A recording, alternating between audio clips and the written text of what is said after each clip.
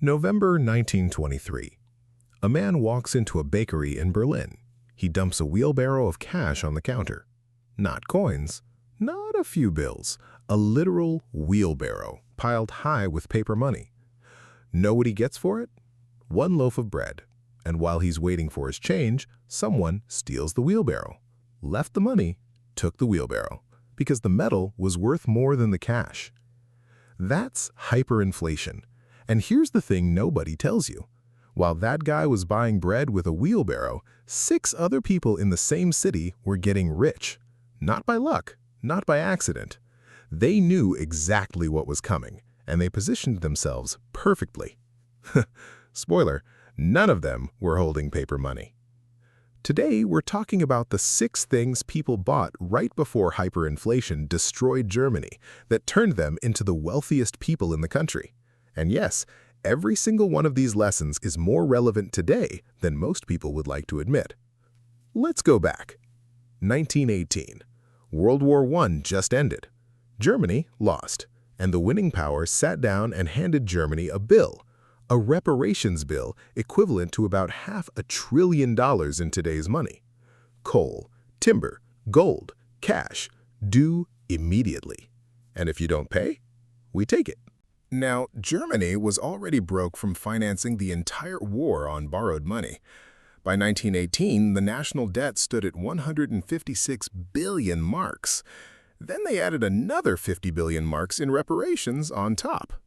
And here's where it gets beautiful in the worst possible way. The Reichsbank, Germany's central bank, had a president named Rudolf Havenstein. And Rudolf had a philosophy. His philosophy was, if people need money, you print money. If prices go up, you print more money. If printing money causes prices to go up faster, you print even more money, because that is what will fix it. It did not fix it. But here's what almost nobody mentions. In the early 1920s, Germany actually looked fine on paper. Unemployment in 1921, 1.6%. The economy was growing. Prices were rising, sure, but people thought it was manageable. The Weimar Republic was the world's second largest economy. Everyone felt safe. They were not safe. January 1923. France and Belgium decide Germany isn't paying its reparations fast enough, so they send troops into the Ruhr, Germany's industrial heartland. They start physically taking coal and timber as payment. And the Weimar government's response? They told German workers to go on strike. Stop working. Passive resistance. Don't give the French anything. Sounds brave. Here's the problem. The government still had to pay all those striking workers. Hundreds of thousands of people not producing anything, still collecting paychecks. How do you fund that? You know how. You print money. Mountains of it. This was the moment. January 1923. This was the point of no return, where even a perfect policy correction couldn't have saved the mark. The house wasn't on fire anymore. The house was ash. Here's the bread price timeline, because nothing makes this real like a bread price timeline. End of 1922. A loaf of bread cost about 160 marks. January 1923, 700 marks. May, 1,200 marks. July, 100,000 marks. September, 2 million. October, 670 million. November 1923, 80 billion marks for one loaf of bread. In 1 year, 80 billion marks for bread. Workers were being paid twice a day, morning and afternoon, so they could sprint to the shops and spend it before prices rose again by lunch. The government had over 30 paper factories, 1,800 banknote printing presses, and 133 companies all printing money at once just to keep up. And by November 1923, one US dollar was worth 4,210,500,000,000 German marks. That's 4,210,500,000,000 for $1. Now, here's where most people get the story wrong. They focus on the victims, and yes, there were millions of them. An entire generation of German middle-class savers wiped out overnight. Life savings gone, pensions gone, insurance policies, paper. all of it paper. But while all of that was happening, 6 specific types of people were quietly becoming the wealthiest people in Germany. Let's go through them. Number 1. Gold. This one seems obvious in hindsight. It was not obvious at the time. An ounce of gold cost 86 marks in 1918. By November 1923, that same ounce cost 87 trillion marks. Now, gold didn't get more valuable. The mark just became completely worthless. But the people holding gold coins, their purchasing power survived completely intact, every pfennig. While their neighbors' life savings couldn't buy a bus ticket, gold holders walked out of the crisis exactly where they walked in. Germany ultimately stabilized its new currency, the Rentenmark, by indexing it to gold bonds. The thing that caused the crisis was that they'd abandoned gold. The thing that ended the crisis was going back to it. Number 2. Hard foreign currency, especially US dollars.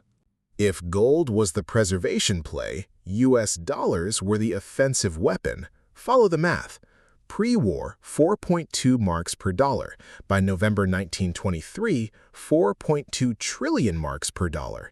If you were holding dollars in Germany during that collapse, your purchasing power in German terms multiplied by roughly 1 trillion. 1 trillion times.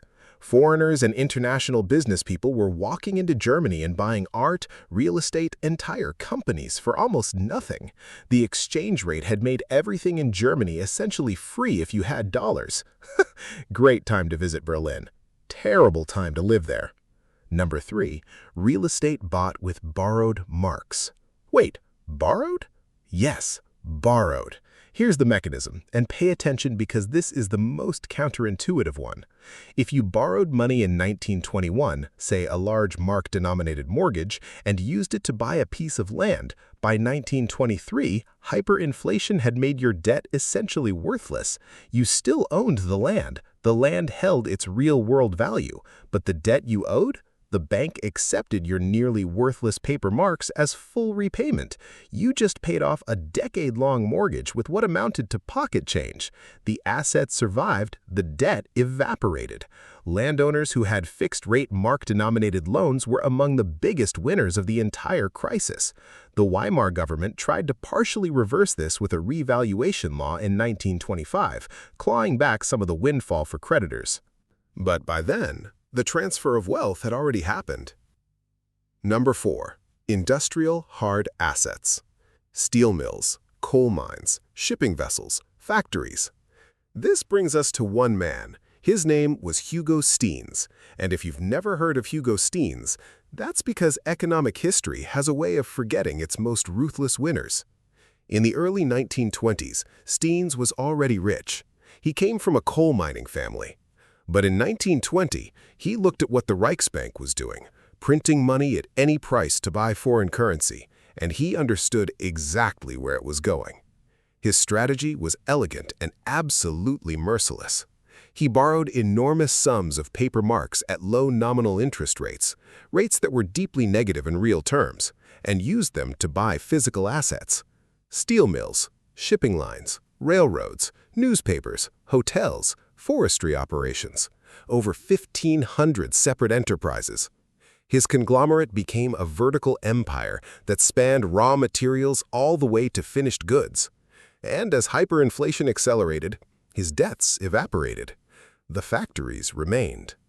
By 1923, Time magazine called him the new emperor of Germany. His nickname across the country? Inflationskönig, the inflation king. When the dust settled and Germany introduced a new currency, Steens was one of the richest men in the world. The German middle class was not. But here's the footnote history usually skips. Steens died in April 1924, at just 54 years old, complications from a gallbladder surgery. His empire, built specifically to exploit a collapsing currency, began unraveling almost immediately after stabilization. The strategy that made him a king only worked during the crisis. The moment the crisis ended, the debt-funded empire started eating itself. He never got to spend the money. Genius. Or insane. Probably both. Number 5. Dual-listed foreign equities. This one is slightly more technical, but absolutely documented. Companies listed on both a German exchange and a foreign exchange. The London Stock Exchange, for example, represented something interesting. A share was a share, same underlying claim on assets and earnings, regardless of which market you bought it on. So as the mark collapsed, a company like Old Mutual, documented clearly in Zimbabwe's later hyperinflation as well, maintained its real value because its assets existed in the real world, not inside a currency. Investors in Germany who held shares of internationally diversified companies watched their paper mark price explode astronomically in nominal terms, while the underlying real value stayed intact. The currency died. The companies didn't. Specific stock-level return data from 1921 to 1923 Germany isn't fully preserved. Those records are partially lost, but the mechanism is documented and consistent across every hyperinflation episode since. Number 6. Storable commodities and barter goods. This is the most human one. When money becomes worthless, what takes its place? Things that are actually useful. Food, fuel, coal, tobacco. Farmers who held grain and livestock were among the most insulated people in Germany during 1923. They could barter for whatever they needed because what they had, actual food, had universal real-world demand regardless of what the mark was doing. Meanwhile, city dwellers were rushing to exchange their wages for any physical good they could find, instantly, before prices doubled again. The research from this period first documented what economists now call consumer flight from cash to hard assets. Germany in 1923 was the first major modern economy to demonstrate this pattern systematically. The irony? Everything those people rushed to buy instead of marks was the same list we just gave you. Let's talk about the losers, because without them, the winners don't make sense. The German middle class, the savers, the pensioners, the people who'd done everything right, held their wealth in paper marks, bank deposits, government bonds, life insurance policies, all of it denominated in a currency that was vaporizing in real time. These were people who had bought war bonds during World War I. They had funded the government in good faith when their country needed it. And in return, the government printed their savings into oblivion. Not through some dramatic bank robbery, just quietly, methodically, mark by mark by mark. By the end, a person who had diligently saved for decades, who had done everything a responsible middle-class German was supposed to do, found that their entire nest egg couldn't buy a loaf of bread. That is not metaphor, that is literally documented. The bread cost more than their life savings. And here's the most brutal irony of all. The very act of printing money that wiped them out also wiped out Germany's domestic war debt. The government effectively defaulted on its obligations to the people who trusted it most, and got away with it. Because defaulting via inflation is slower, quieter, and way harder to prosecute than just saying, "We're not paying." The printing press as a weapon against your own citizens, fired in slow motion, over 3 years. Nobody went to prison. November 15, 1923. The Reichsbank is finally ordered to stop printing. On November 16th, a new currency is introduced, the Rentenmark. 1 Rentenmark equals 1 billion old Reichsmarks. The exchange rate to the dollar? 4.2 Rentenmarks, exactly the pre-World War I rate. As if nothing had happened, as if the last 5 years were just a rough patch.